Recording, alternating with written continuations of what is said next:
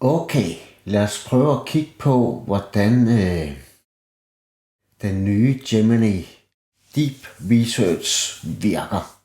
Så lige nu er jeg inde i Gemini, så vi går lige op i og vælger en ny 1.5 Pro med Deep Research. Så det den kan, det er, at den kan gå ud på nettet og undersøge noget for mig. Og det gør den ved at lave en plan, og så kommer der et dokument til sidst. Lad os prøve at se på det. Så hvis jeg nu bare siger, at jeg vil gerne vide noget om det her, gammel japansk historie, submitter den. Så går den i gang med at bygge en plan for, hvordan finder jeg ud af det her. Så her har vi planen. Den skal finde ud af noget information, noget mere information omkring society. Så den finder 4 forskellige ting. Så vil den gerne analysere resultatet, oprette en rapport, og det skulle gøres færdigt på et par minutter. Lad os prøve at bare starte den og se, hvad finder den fat i. Så den går først ud på internettet og finder en masse websites frem. Det tager lidt tid. Sådan. Så kommer nogle af de første. Så japanske websites. Flere. Wikipedia. En masse vigtige ting. Og når vi kigger herover, så kan vi se, at den researcher 30 forskellige websites. Det er rimelig godt gået. Så er det bare at vente og se, hvad næste skridt så bliver. Så kan vi se, at den er blevet færdig med at finde alle tingene. Nu er den i gang med at analysere alle resultaterne. Så bliver den færdig. Jeg kan nu se, der er kommet en rapport. Den er rimelig derudaf. Hvad har den gjort? Og hvad har den brugt? Så lad os lige prøve at åbne den her i Docs. Det var virkelig ikke meget, den kunne finde ud af. Lad os lige gå ned og se, om vi kan se noget mere. Det var faktisk temmelig skuffende, hvad den kunne finde ud af. Lad os prøve at lige smide en anden en i gang og se, om den kan lidt mere og blive lidt bedre. Så lad os prøve noget, som er mere nutidigt. Find de bedste centre i Sverige omkring 30 kilometer fra København.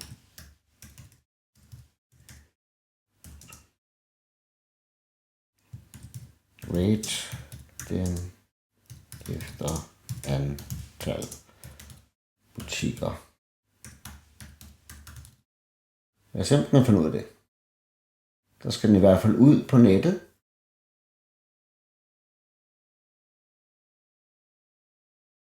Den skal ud på nettet. Den skal slå op nogle steder. Den skal bruge Google Maps til at finde ud af, hvor langt det er der.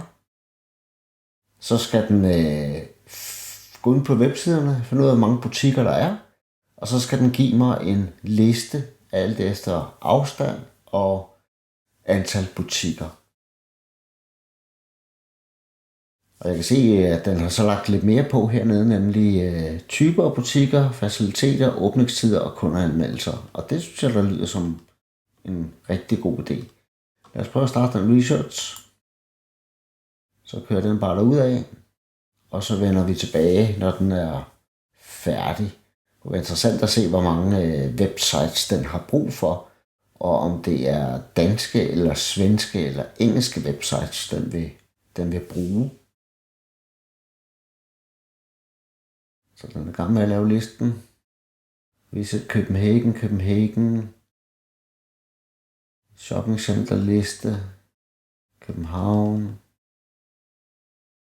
Så den researcher faktisk kun 4 websites den her gang, så det her det burde gå noget stærkere end før.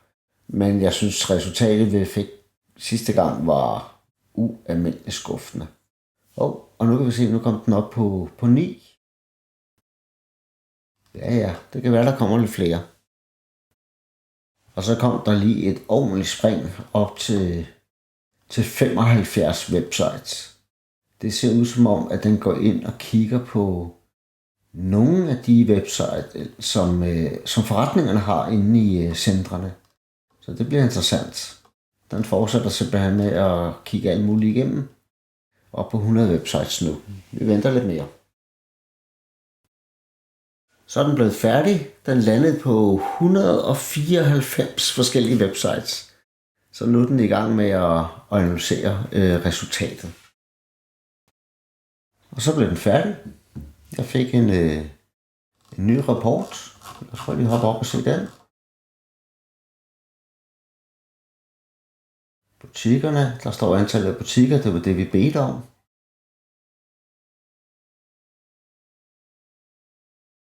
Der står lidt om de forskellige centre og deres åbningstider.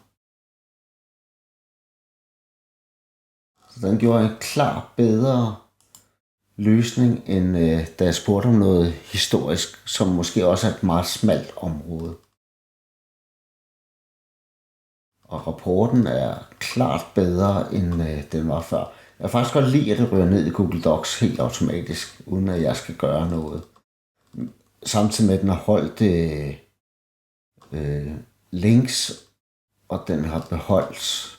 Altså, jeg har alle linksene med dernede. Det er super fedt. En opsummering har jeg med, hvor den anbefaler 2 inden for 30 km, og har faktisk et valg på Emporia. Det er rigtig godt. Åbningstiderne fik jeg med, selvom jeg ikke bedte om det, så det er også super godt lavet det her. Så sådan virker den nye Deep Research. Det kunne være interessant bagefter at måske lige prøve at tage noget, som var mere over i noget DNA eller medicin eller andet, og se, hvor god er den der. Det er slut på guiden. Hvis der er forslag til andre guides, så bare hiv fat i mig, så prøver vi at lave noget. Hej!